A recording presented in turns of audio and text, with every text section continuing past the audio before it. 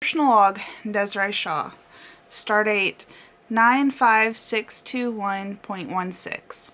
Hey Josh! Alright, well, sorry it's been a while since I made the last video. It's been, Christmas and New Year's and just month-end stuff and year-end stuff at work, and it's just been crazy. We've had seriously low temperatures here, like even when we had the water going and the heat light on in the well house, our water still froze. It's been froze for just under a week now. Fortunately, we have bottled water and stuff to do that. I stayed at a friend's house, so I had a nice shower there, so I'm super clean now. But anyway, it's interesting how stuff so simple that we take for granted, like running water, in times like this, it just seems to be more relevant. It's like, oh, this is why we can take, it's more appreciated right now, the fact that there's running water. We still have it at work somehow. So I'm glad that I have it there so that, I can get coffee and stuff like that, and I can just drink, some bottled water and sodas here, and it works itself out. But that's one thing, kind of converting that,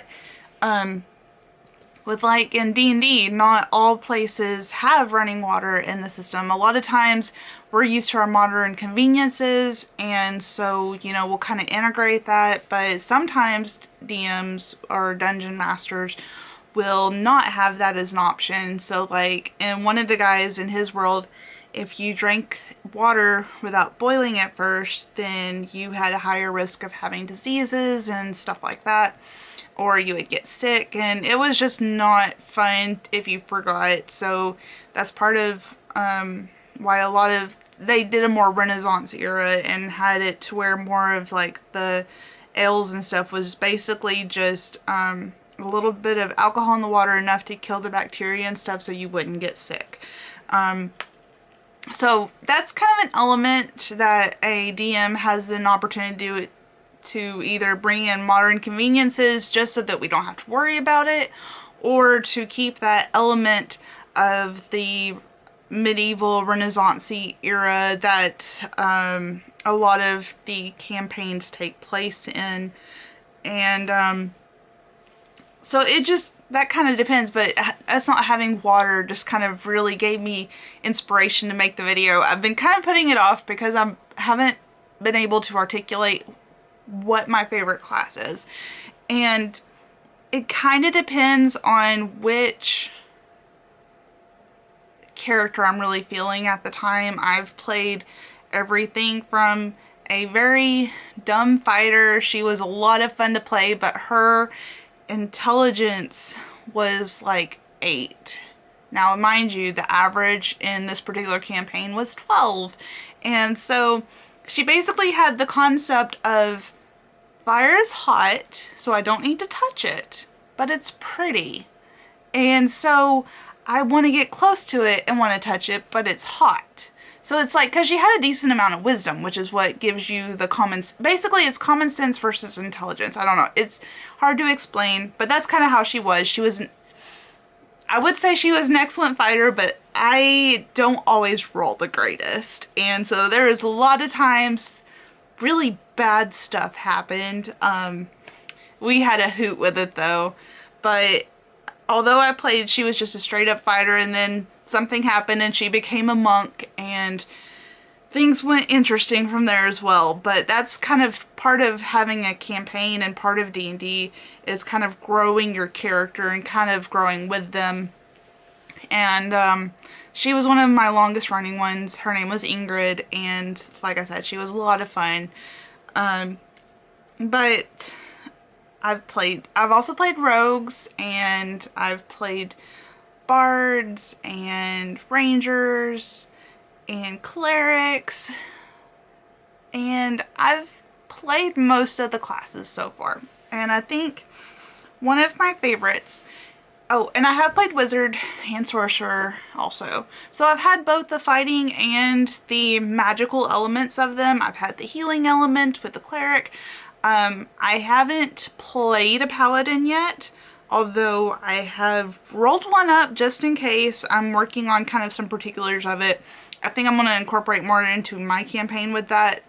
I have played several different types of characters, both a class character and a non-player character, or also known as an NPC, whenever I was DMing. And in that case, I think I had a paladin. He was very arrogant. A lot of fun to play as well. But anyway, my personal favorite to play is a druid, and that's because there's so much balance with the class. You have the fighting ability, the ability to cast spells, the ability to heal, the ability to do evocation, or like we call them the boom boom wizards. Basically, you can do like fireballs and like lightning strikes, and basically the stuff that is more offensive. I was able to do defense. It just kind of depended on which way the character was going. Because I've had creature-based druids, I've had a storm druid. She was a lot of fun to play. I've got a plant-based one that I'm working on right now. And there's just so much balance because you can go a variety of ways. And that's true with every class. Just me personally, I like the fact that I can have all these options available with it. And so that's part of why the druid is one of my favorites. I can have a creature companion if I wanted, or I can turn into a shapeshifter. It just kind of depends, and I like those options. Part of it really just depends on what like characters you're working with, like as far as your group and stuff like that. Like, so if they need a healer, I would do more of a healing type of druid, because they have minor healing spells. And but it just kind of depended. I just know that I personally love playing druids, so that would be what I would say with that one. Okay, so my question for you is have you made any New Year's resolutions, and if so, what are they? Okay, so I've got 3 things I'm wanting to complete or do this year. First off, I'm wanting to journal. I'm wanting to not only journal like stuff about my day, which won't be necessarily an everyday, but also like what I do at work, because I don't always remember what specific things I've done. I just pretty much be like, I made those books, I made those forms, and weighed trucks. I've done a lot more than that, but it's really hard for me to articulate what I've done because I have proceeded to do so many things. And I know it's not just me wanting a pat on the back for doing a lot. I legit do a lot.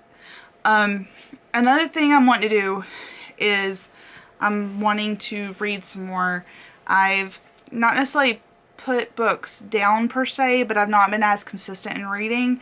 And pretty much all last year, I'm wanting to read at least 3 books. Well, I'm a lover of books. I just can't seem to get enough of them. I have bookshelves of them and stuff. Well, Stephen had suggested me read this one and lent it to me. This is his copy. It's called The Name of the Wind by Patrick Rothfuss.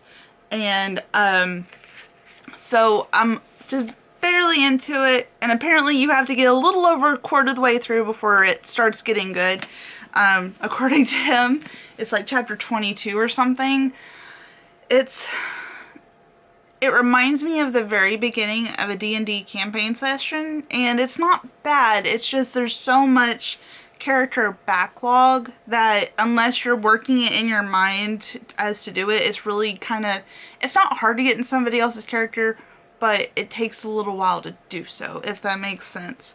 But it's kind of got that feel of it for me. Now, whether it stays that way or not, I'm not sure, but that's kind of the vibe I've gotten so far, because it's talking about taverns, it's talking about monsters, you know, it's got a character with an identity you're not sure of his background. It's got a lot of the elements that I do want to keep reading. It's just, it hasn't completely drawn me into where I just want to read it until it's time for work or read it until 5 in the morning on weekends or something. I'm not quite there yet. So I do want to finish that book and get it back to him. I want to complete at least 2 more. And the other thing on my list is I want to make 3 new cosplays this year. Last year I did 2. It was the Lolita TARDIS, which I worked on from April until August. My original deadline was May, because I was going to do a photo shoot, and that totally didn't happen, but considering how much I was working, it's understandable, and I'm glad I didn't rush it because it looks amazing. I've won an award for it, as seen in another video. And then I also had made a kimono that I was going to go wear with a friend to the Lantern Festival, and then that didn't happen, but I now have a kimono for Sailor Pluto, and so that was awesome. That hasn't been out in public yet. I'm waiting on a debut for that. But anyway, so I've got 2 cosplays last year, and the last one took me about a month and a half to work, so I'm hoping to finish up the Grand Magical Games clothing or armor for Urza, because I've already got that one started. I don't know about the other 2 yet. I've actually got material enough for Sailor Pluto's work outfit, the purple one that she wears, and then I've also got material for the maid outfit for Urza, as well as the light heart or clear heart clothing for Urza. So we'll just kind of see how this goes according to kind of what I'm feeling. But anyway, at least 3 cosplays, at least 3 books, and I want to start journaling. We'll see how that goes. Oh, and read the Bible through in a year. So far I've been pretty consistent on that, so we'll see how it goes. So let me know what your New Year resolutions are, or anything that you kind of want to complete this year. And I'll see you next time. Bye, bub.